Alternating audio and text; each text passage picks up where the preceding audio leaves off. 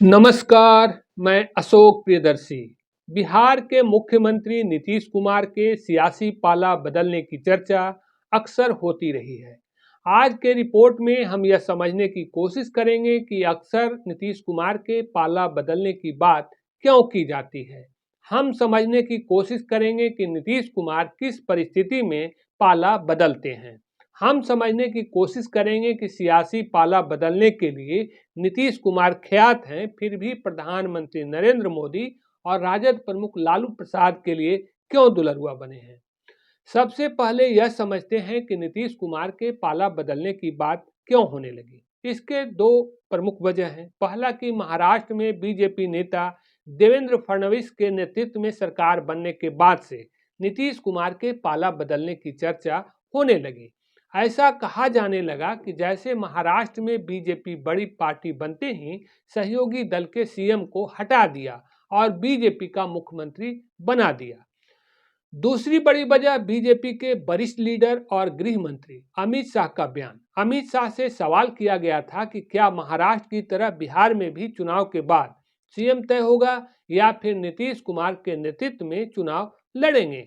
जवाब में अमित शाह ने कहा था कि मैं पार्टी का डिसिप्लिन कार्यकर्ता हूं, पार्टी पार्लियामेंट बोर्ड की बैठक में इस पर चर्चा होगी, इसके बाद फैसला लिया जाएगा।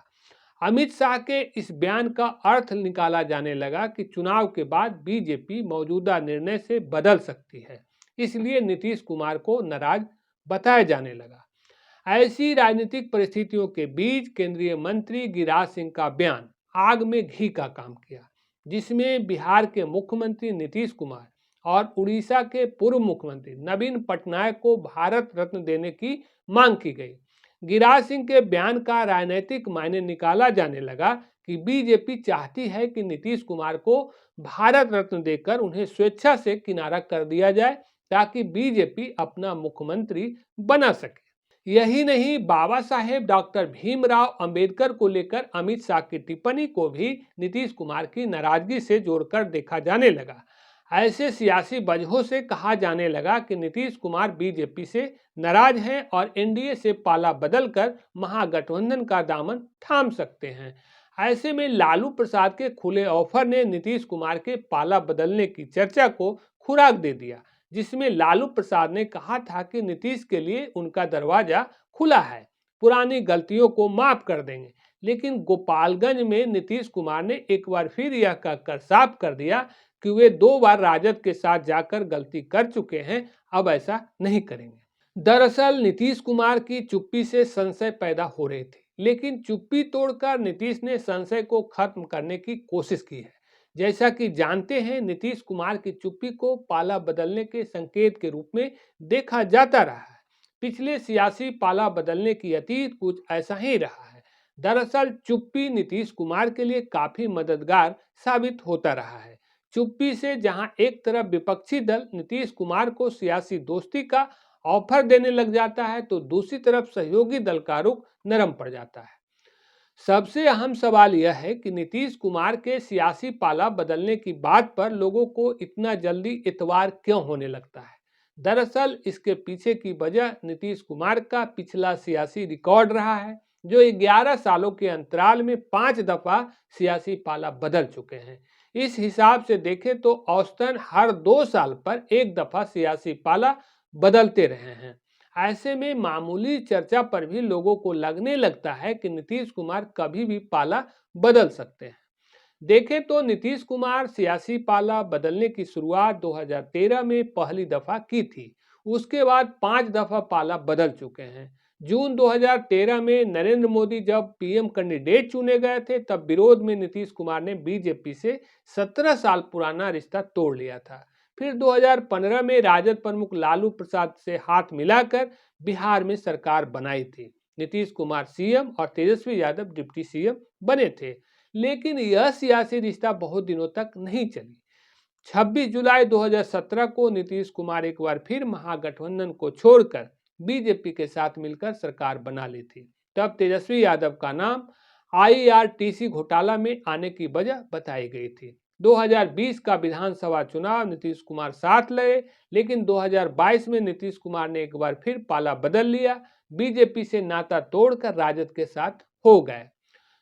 9 अगस्त 2022 को 1 घंटे के भीतर राजद, कांग्रेस और लेफ्ट के साथ मिलकर नीतीश कुमार ने सरकार बना ली थी। नीतीश खुद सीएम रहे और तेजस्वी यादव डिप्टी सीएम।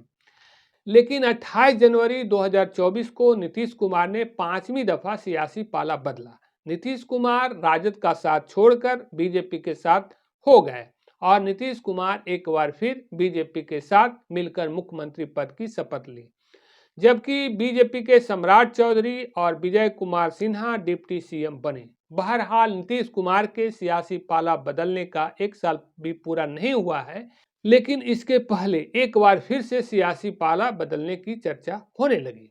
अब सवाल है कि नीतीश कुमार जब अक्सर पाला बदल लेते हैं, बीजेपी और राजद दोनों सियासी धोखा का शिकार हो चुके हैं, फिर भी बीजेपी और राजद के समक्ष जदयू प्रमुख नीतीश कुमार को इतना तवज्जो देने की क्या मजबूरियां हैं? नीतीश कुमार को राजद और बीजेपी क्यों नहीं छोड़ देती? सियासी धोखा के बाद भी बीजेपी और राजद क्यों नीतीश कुमार के लिए दरवाजा खोले रखती है? क्यों प्रधानमंत्री नरेंद्र मोदी और राजद प्रमुख लालू प्रसाद के लिए नीतीश कुमार दुलरुआ बने रहते हैं? इसके पीछे 2 वजह है। पहला कि बिहार में सीटों के हिसाब से सत्ता की चाबी नीतीश कुमार के हाथ में है। बिहार के 2020 के चुनाव में राजद सबसे बड़ी पार्टी रही है, जिसने 75 सीटें जीती थी, जबकि बीजेपी 74 सीटें, वहीं जदयू के पास 43 सीटें। 243 विधानसभा सीटों वाली बिहार विधानसभा में बहुमत के लिए 122 का आंकड़ा जरूरी है, लेकिन बहुमत का आंकड़ा राजद हो या बीजेपी, नीतीश की जदयू के बिना पूरी नहीं होती। इसलिए नीतीश पाला बदल बदल कर अपनी शर्तों पर बीजेपी और राजद से सियासी दोस्ती करते रहे हैं।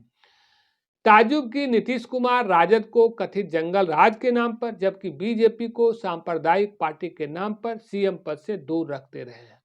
दूसरी वजह है कि राजद और बीजेपी दोनों बड़ी पार्टियां हैं, लेकिन परस्पर विरोध की राजनीति के कारण दोनों एक साथ नहीं आ सकती और जदयू के सहयोग के बिना बीजेपी हो या फिर राजद उसकी सरकार नहीं बन सकती। ऐसे में बीजेपी और राजद के पास एक ही विकल्प जदयू बचती है। जदयू जिस दल का सहयोग करती है उस दल की सरकार बन जाती है। सियासी पाला बदलने के कारण नीतीश कुमार को पलटू राम की संज्ञा भी लालू प्रसाद दे चुके हैं। फिर भी नीतीश कुमार राजद और बीजेपी के लिए दुलरुआ बने रहते हैं। यूँ कहें कि पलटू राम जितना जरूरी राजद प्रमुख लालू प्रसाद के लिए, उतना ही जरूरी बीजेपी लीडर और प्रधानमंत्री नरेंद्र मोदी के लिए है। सही मायने में देख लीजिए तो नीतीश कुमार के पाला बदलने की बात सिर्फ चर्चा भर थी। नीतीश कुमार पाला बदलने का निर्णय तभी लेते रहे हैं जब उनका सीएम की कुर्सी खतरे में दिखता है। मौजूदा समय में नीतीश कुमार की सीएम की कुर्सी पर कोई खतरा नहीं है। अमित शाह का मौजूदा बयान से भी नीतीश कुमार की मौजूदा कुर्सी के लिए कोई खतरा नहीं है। अमित शाह ने स्पष्ट तौर पर यह नहीं कहा है कि 2025 का चेहरा नीतीश नहीं होंगे। उन्होंने यह सिर्फ कहा है कि पार्लियामेंट बोर्ड फैसला करेगी, जबकि बीजेपी के कई लीडर यह कहते रहे हैं कि 2025 का चुनाव नीतीश कुमार के नेतृत्व में लड़ा जाएगा। देखें तो बीजेपी नीतीश कुमार से नाराजगी मोल नहीं ले सकती, क्योंकि बिहार में बीजेपी की सरकार बनाने के लिए केंद्र की सरकार को नहीं खत्म करना चाहेगी। जाहिर तौर पर केंद्र में नरेंद्र मोदी के नेतृत्व में एनडीए की सरकार है। इसमें नीतीश कुमार की 12 सीटों की अहम भागीदारी है। ऐसे में बीजेपी नहीं चाहेगी कि बिहार में बीजेपी का मुख्यमंत्री बनाने के लिए केंद्र में नरेंद्र मोदी की सरकार को खत्म कर दे। दूसरी तरफ नीतीश कुमार के लिए दूसरा विकल्प भी टिकाऊ नहीं है। यह बात जरूर है कि लालू प्रसाद ऑफर देते रहते हैं, लेकिन यह ऑफर नीतीश कुमार के लिए ज्यादा टिकाऊ नहीं है, क्योंकि राजद तेजस्वी यादव को मुख्यमंत्री बनाना चाहती है, जबकि बीजेपी के पास मुख्यमंत्री का कोई स्पष्ट चेहरा नहीं है। ऐसी परिस्थिति में नीतीश सियासी पाला बदलकर कोई परेशानी नहीं मोल लेना चाहेंगे। अब सवाल है कि सियासी पाला बदलने की चर्चा बेवजह थी? नहीं, इस चर्चा का भी बड़ा मायने था, जो 2025 के बिहार विधानसभा चुनाव से जुड़ा रहा है। यह मामला पूरी तरह सीट शेयरिंग को लेकर है। कौन कितना सीट पर चुनाव लड़ेगी, दोनों पार्टियां अधिक से अधिक सीट चाहती है। ऐसे में दबाव की राजनीति के लिए सियासी हथकंडा अपनाए जा रहे हैं। यही कारण है कि नीतीश कुमार चुप्पी साध कर माहौल बनाते हैं, जबकि बीजेपी 2025 में सीएम पद के उम्मीदवार को सस्पेंस रखकर। देखें तो ये शुरुआत है। बीजेपी और जदयू में कई नोकझोंक देखने को मिल सकता है, लेकिन दोनों को अपनी अपनी सियासी सेहत की चिंता है। ऐसे में दोनों दल एक दूसरे से अलग राह अपनाकर कोई रिस्क उठाने की स्थिति में नहीं है। ऐसे ही रिपोर्ट को देखने के लिए एक्सक्लूसिव पोस्ट चैनल के साथ जुड़े रहिए। फिर मिलते हैं किसी अगली रिपोर्ट के साथ। धन्यवाद।